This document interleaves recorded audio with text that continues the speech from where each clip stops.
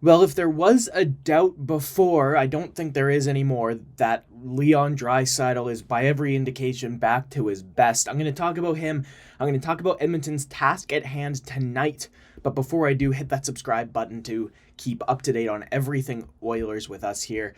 So Edmonton's first half of their back-to-back is in the books, and there's plenty to positively reflect on from the Red Wings and Oilers' Sunday night showdown. But I think above all else, we'll highlight the performances of two men, namely Leon Draisaitl and Calvin Pickard.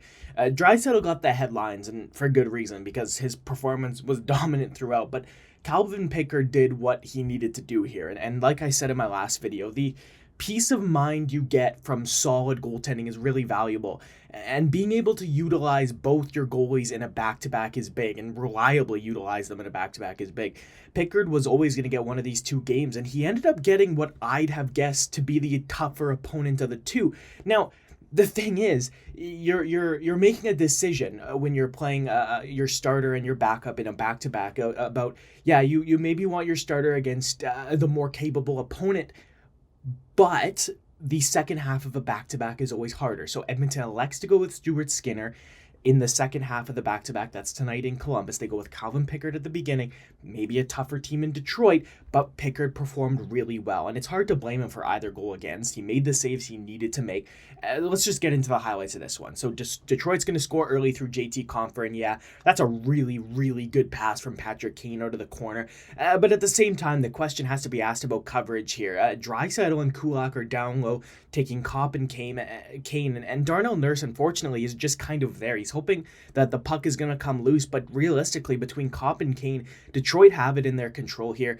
Arvidsson's a winger, so he's not expecting that it's his responsibility to need to cover the slot area, the front of the net. From there, Pickard was really sharp after that Compher goal win, and he kept his team in the game after 20 minutes that Detroit dominated. That first period was all Red Wings, but in between the first and the second periods, Edmonton seemed to wake up. They found their 1-1 goal through Leon Draisaitl.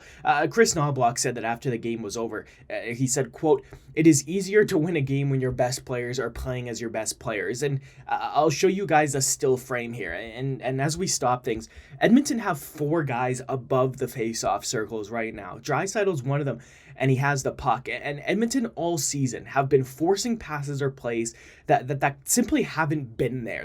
It's a misguided attempt. And I think here is what Knoblauch meant by that quote, because Draisaitl is really going to make something out of nothing on this play. It's a beautiful quick spin move to get a step on Marco Kasper, and then Draisaitl with the space throws a backhand pass looking for McDavid. McDavid can't get there, but it hits the stick of Mata in front and goes in to tie the game 1-1. And yeah, like I said, from this position right here, earlier in the season, everybody on the Oilers was forcing the wrong play here, whether it be a pass that was never going to get through or something that just wasn't working, and Draisaitl takes it into his own hands. He makes a move himself to get away from the rookie, and he makes it happen from there. So unfortunately for the Oilers, though, after it was 1-1, the Patrick Kane line went right back to work again, and they found a quick response. It was Andrew Kopp tipping in Jeff Petry's point shot here to make it 2-1 Red Wings, and Pickard and the Oilers from there, from the rest of the second period, they dodged a couple good scoring chances at the end.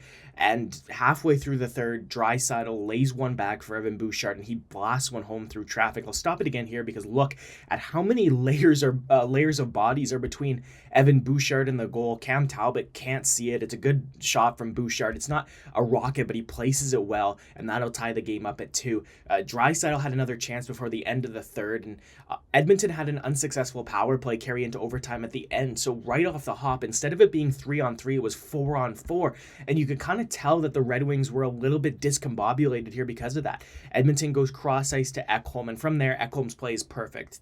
Talbot's going to bite on his fake shot. Draisaitl's in the right place. He's got the stick position on Simon Edvinsson. Ekholm makes the pass, and it's game over. Edmonton take it in overtime.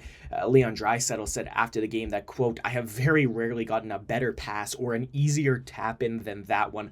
That was an all-world play," of course, referring to the assist from Matthias Ekholm. So the Oilers tonight, now against the Columbus Blue Jackets, have the opportunity to move above 500 for the first time this season. They're back to 4-4-1, and well, yeah, Edmonton is on the road for a second half of a back-to-back. That's always a situation that's, against the team from the start. That's often called a schedule loss.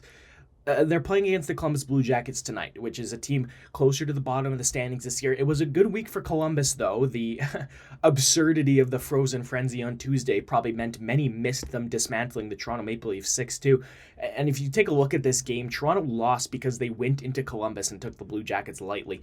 And that's something you shouldn't be doing, because right now, Kirill Marchenko, Sean Monahan, Yegor Chinahov, and Zach Werenski have all looked superb. But borderline, they've all been playing like all-stars this year, especially Werenski. And they've got some ability in that team beyond those four players. Edmonton just played a hard-fought game in Detroit. Columbus has only played once since that game I mentioned over Toronto last Tuesday. It's a game they lost 4-3 in overtime at the hands of the Nashville Predators. So Columbus is going to be the more fresh of the two teams. And like I said about Toronto's loss last week, Edmonton's downfall in this game would be to get outworked. Columbus is a team that are always going to go out there and really just put 100% of the work into it. And unfortunately, cliches are often cliches because they're true, but hard work beats talent when talent doesn't work hard. We saw that last Tuesday with the Toronto Maple Leafs. It would be very easy for the Edmonton Oilers to go into this game tonight with not their foot all the way down on the gas from the start. It's like I said, they played a hard-fought game against the Detroit Red Wings yesterday. They had to come back from 1-0 down. They had to come back from 2-1 down, and they won the game in overtime. So going into this one against Columbus, there's perhaps a reason to think Edmonton aren't going to be going full throttle. It's hard to when you're at the second half of a back-to-back A and the second half of a back-to-back B that you had to travel for. So again, the key for me to this game is Edmonton not taking the Columbus Blue Jackets lightly. Edmonton getting a fresh Stuart Skinner between the pipes tonight is going to help, but this is an Oilers team that have lost 3 consecutive games in Columbus. The key is a 60-minute effort, even with how good Zach Werenski's been this year, even with how good some of the other Columbus Blue Jackets have been this year. I think if Edmonton plays their game for the whole game tonight, that's going to be enough for them to win.